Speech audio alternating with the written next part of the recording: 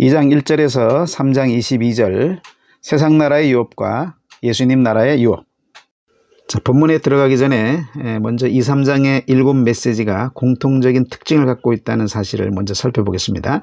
7가지의 특징을 보여주고 있습니다. 자, 먼저 첫 번째로 수신자가 공통적으로 사자와 교회들로 나타나고 있다는 사실입니다.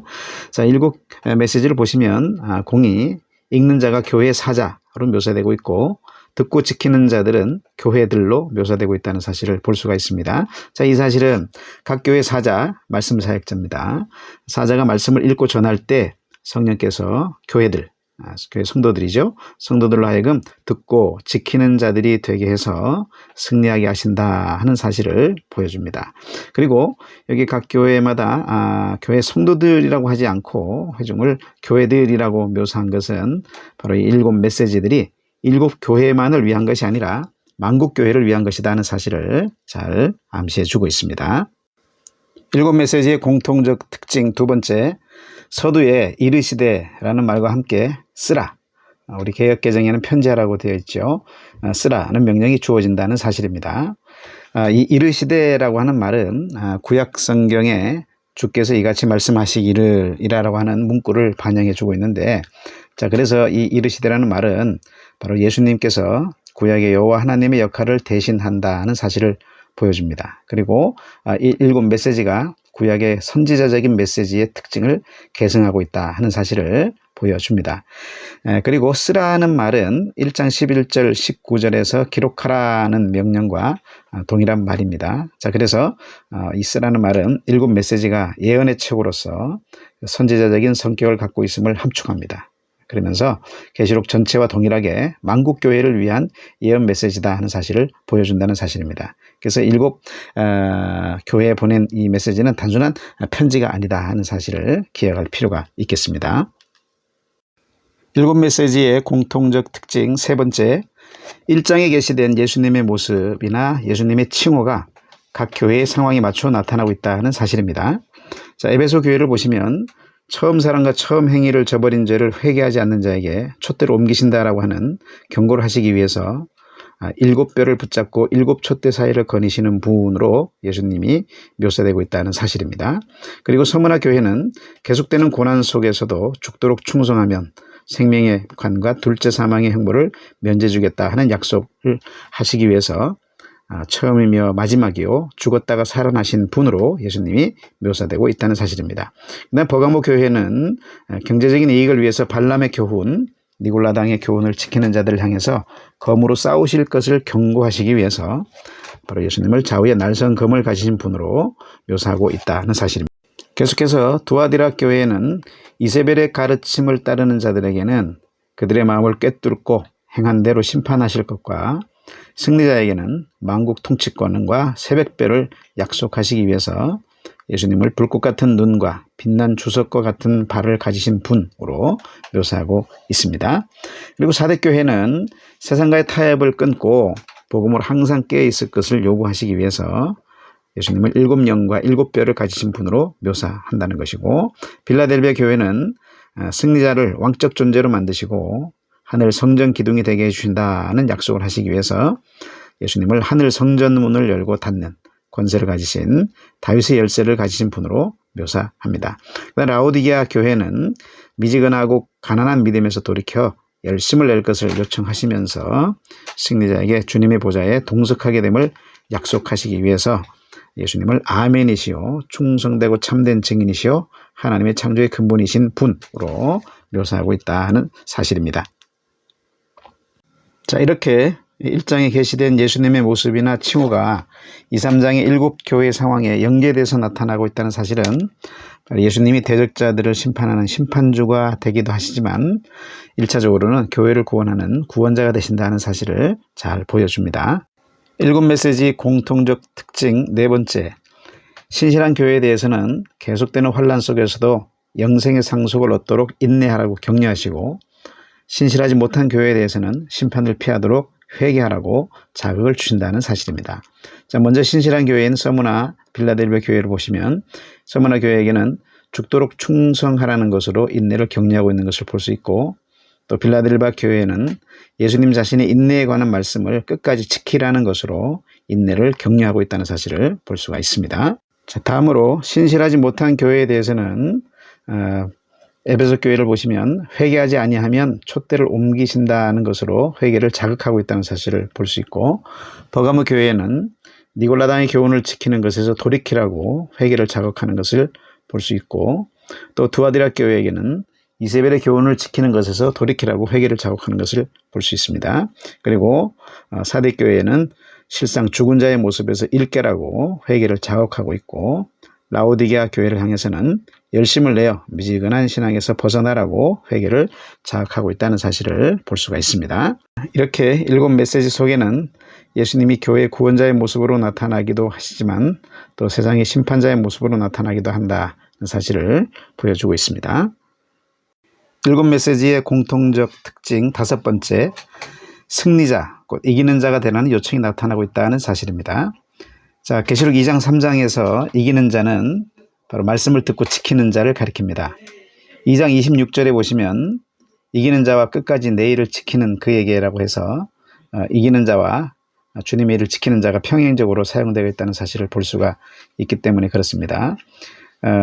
주님의 일을 지킨다고 하는 것은 바로 주님께서 하신 그 일, 십자가의 구속사역을 통해서 교회 구원을 완성하시고 하나님 나라 세우시는 일, 그것을 지키는 것을 말을 하죠. 다시 말해서 그 예수님에 대한 믿음을 끝까지 지키고 말씀을 지키는 자를 가리키는 것입니다. 그래서 이기는 자는 말씀을 듣고 지키는 자라는 사실을 알 수가 있게 되고, 또 요한복음 6장 29절에도 보시면 하나님께서 보내신 일을 믿는 것이 하나님의 일이라고 했기 때문에 바로 예수님을 믿고 예수님의 말씀을 믿고 지키는 자가 바로 이기는 자라는 사실을 알 수가 있습니다.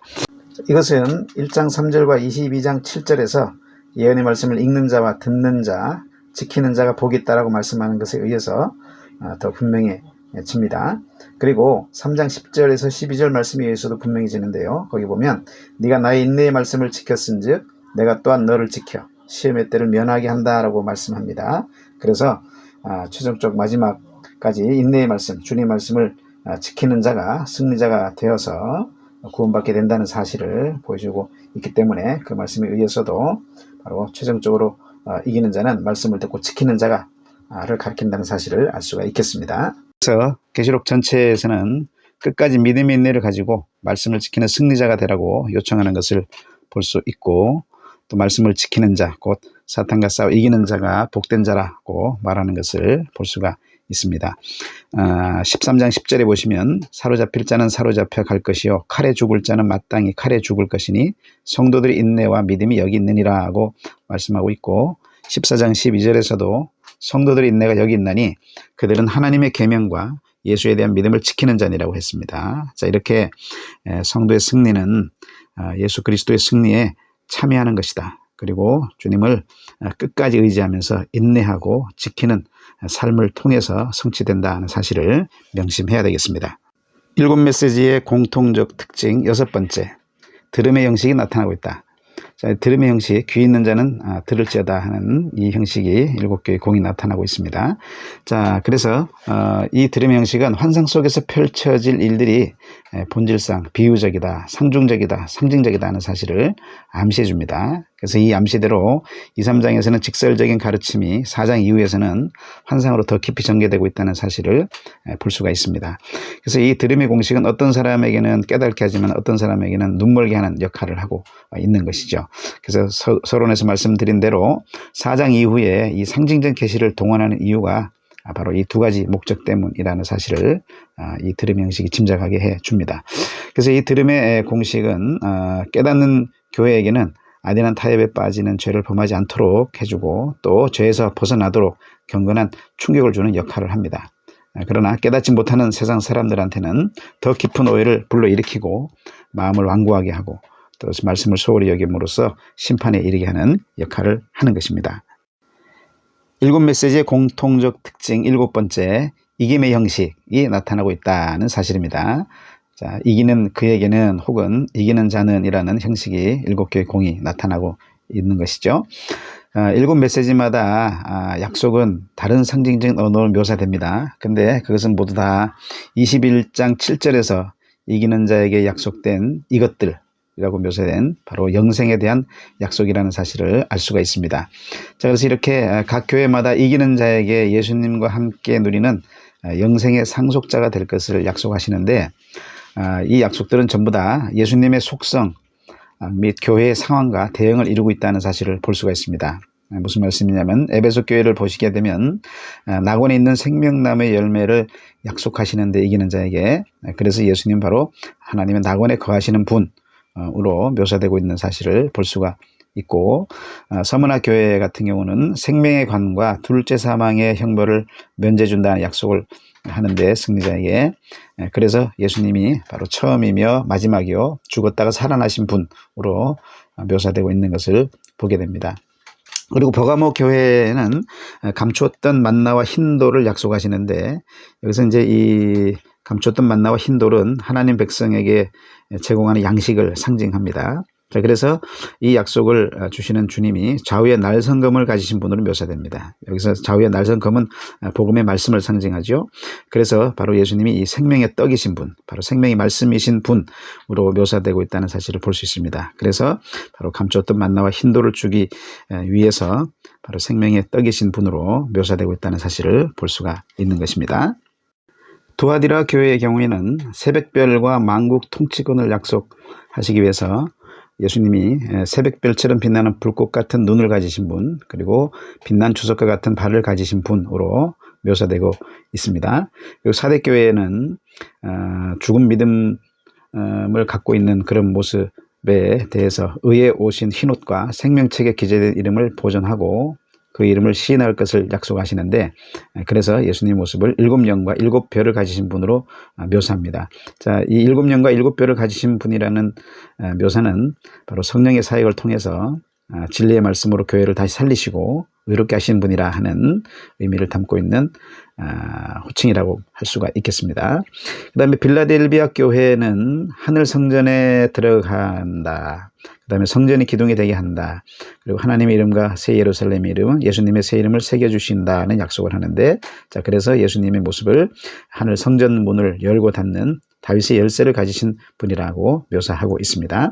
그리고 라오디게아 교회의 경우는 주님의 보좌에 동석해서 주의 통치에 참여하게 하실 것을 약속하십니다. 그러기 위해서 아멘이시오 충성되고 참된 증인이시오 하나님의 창조의 근본이신 분이라고 예수님을 묘사합니다. 자, 이 묘사는 바로 복음의 요구에 대해서 예하면서 죽기까지 충성되게 복음을 계시하시고 복음 사건을 일으키셔서 바로 하나님 보좌 우편에 앉으심으로써 재창조가 되신 분을 의미해 줍니다. 자, 그래서 바로 아멘이시오 충성되고 참된 증인이시오 하나님의 창조의 근본이신 분께서 바로 승리자들로 하여금 자신의 보좌에 동석해서 자신의 통치에 참여하게 하실 것을 약속하고 있는 것을 보여주는 것입니다.